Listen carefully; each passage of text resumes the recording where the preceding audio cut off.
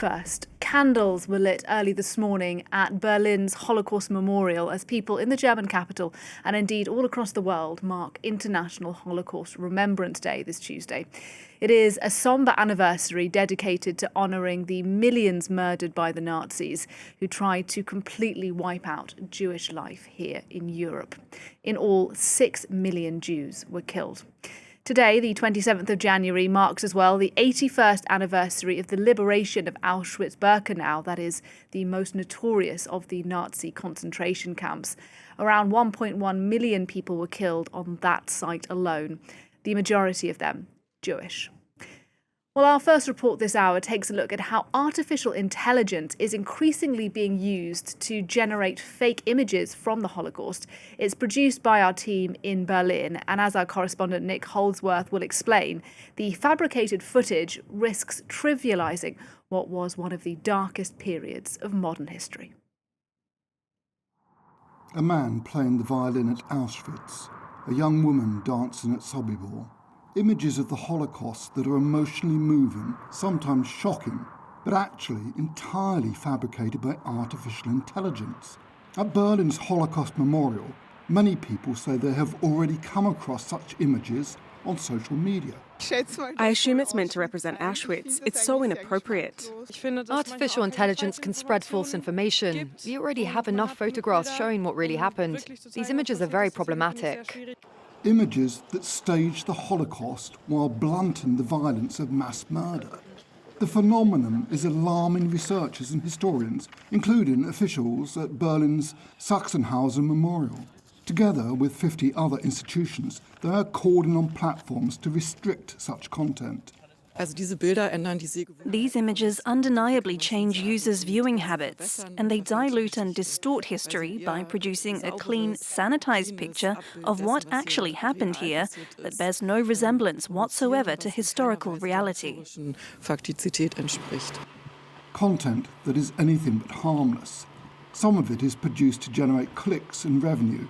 Other material aims to blur historical truth. It's a gateway to revisionism, according to the Antonio Amadou Foundation, which is dedicated to combating racism and anti-Semitism. Images of the Holocaust naturally generate extremely high click-through rates. But this poses a serious problem because these images can be used for very different purposes. They can be used to distort history, to falsify it. And they can also serve as an attempt to relativize the Holocaust by claiming that some source or another proves that events unfolded differently. German authorities are now also calling for stricter regulation of such images. Staying with Holocaust Remembrance Day, UNESCO have today published a survey which shows anti-Semitism exists in 3/4 of classrooms in schools in the European Union. And that is not the only shocking statistic. The report's authors also say that over 60% of teachers surveyed reported encountering Holocaust denial and distortion among the students they have been teaching. Well, with me to discuss the findings of that UNESCO report is Heather Mann. Hello to you, Heather. You're a project officer in the section for global citizenship and peace education at UNESCO. You worked on this report yourself for about a year, so thank you very much for coming in to talk to us. Thank you for having me. Look, it's a long report. It's detailed. As I say, you worked on it for about a year and you spoke to some 2,000 teachers across the European Union. Just give us a sense then of what the key findings are. Well, as you already mentioned, we found that 3/4 or 78% of teachers specifically experienced anti-Semitic incidents in their classroom. And if you take that 3/4, 27% of them then experienced 9 or more of such incidents. So that's a huge amount. When it comes to denial and distortion, it's over 60%, with 1 in 10 teachers experiencing denial and distortion expressed by their students frequently. So these are incredibly concerning findings. And we find 2 examples of anti-Jewish bullying against Jewish students, and even a significant minority of teachers experiencing or witnessing violence against Jewish students in their classrooms. As you say, all of those statistics are rather shocking. I just want to pick up on one of them with you in particular, that 60% of these teachers you spoke to heard their students denying the Holocaust or distorting facts about the Holocaust. And it figures, data not just from UNESCO but from other organisations suggest, look, that figure is on the rise year by year. We see more and more young people in Europe denying what happened during the Nazi period. How do you understand that? How can you explain why we're seeing this rise? Well, I think it comes from two spaces. Firstly, from social media, and there's been a huge rise of Holocaust denial and distortion on social media as well. We had a study from 2022 which found that 1 in half of every post on Telegram is either denial or distortion about the Holocaust, of course. But on TikTok, which is obviously a very youth-friendly platform, that's 16% of all videos about the Holocaust. So young people are seeing this, they're encountering it. It comes in the form of memes or jokes, things that really minimize the impact of the Holocaust that it had on Jewish populations in Europe. So it's something that becomes acceptable to bring into classrooms. Go ahead. But we also see with the rise of tensions around the situation in the Middle East that anti-Semitism in general has been on a rise in European societies and globally for that matter.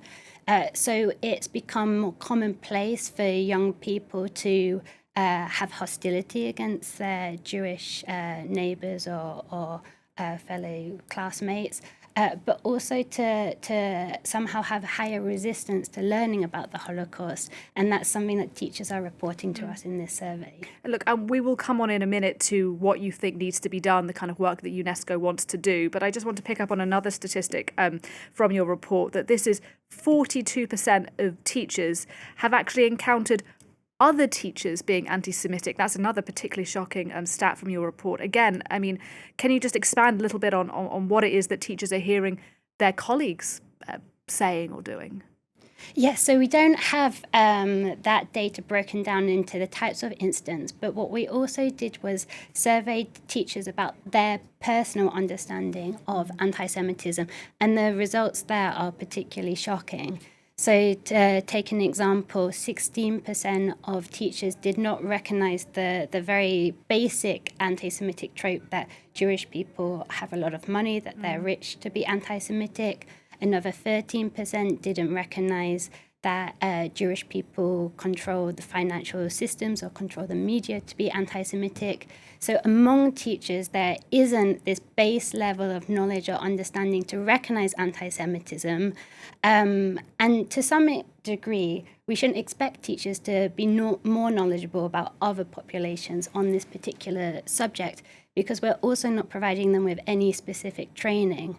So 70% of teachers surveyed reported that they have zero access to training to help them understand contemporary forms of anti-Semitism, and it's very much left to the teachers responsible for Holocaust education. That knowledge does not spread among the school populace, but anti-Semitic incidents, of course, happen everywhere. They happen on the sports field, they happen in other classrooms, they happen in the playground. It's not only something that can be tackled through teaching about the Holocaust, however important that is. So is that a distinction that you think we need to make more clearly then, educating about the Holocaust done in history classrooms, we imagine, but just making a distinction between that and modern anti-Semitism, which can, of course, take on a number of different forms? Yes, certainly. And this isn't, like, we should advance Holocaust education. We need to invest in that more. But at the same time, we need to be providing teachers with the support and the resources to deal with contemporary forms of anti-Semitism, because that is how anti-Semitism persists today. And they don't have the knowledge, they don't have the skills, they don't have the support or the teaching materials even to touch on that topic. We did another study recently where we were trying to find good practices on how to teach about anti-Semitism, and we came up with 10 very good practices from around the world. But the fact is, in most countries, there does not exist a single program on how to educate about contemporary forms of anti-Semitism. And if it does exist, it's very much left to the Jewish community, so say the Jewish Museum in that country, to do that, rather than something that's spread and taken responsibility by the Ministry of Education or teaching unions themselves. And I imagine that is something that you at UNESCO would really like to change. Do you want to see governments on the continent taking a more direct role in this kind of education? What is it that UNESCO now really wants to change on this issue? I mean, the number one call is to invest in teacher training because that is where there's the most urgent need. And it's a difficult message for ministries of education, but each different form of hatred, each different form of racism needs its own specific solution. They're all diseases affecting our society, but we can't solve them all with the same vaccine. So that requires investment in, and resources to support dealing with anti-Semitism as well as dealing with other forms of racism and prejudice that are manifesting in our societies.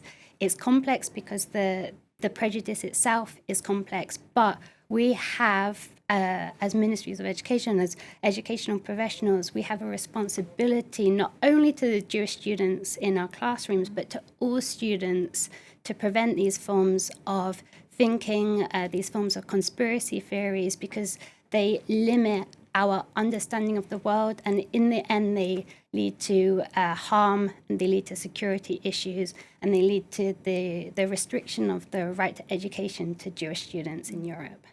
All right, Heather Mann, thank you very much indeed for coming in to talk to us there. Heather Mann talking to us on International Holocaust Remembrance Day. Thank you very much.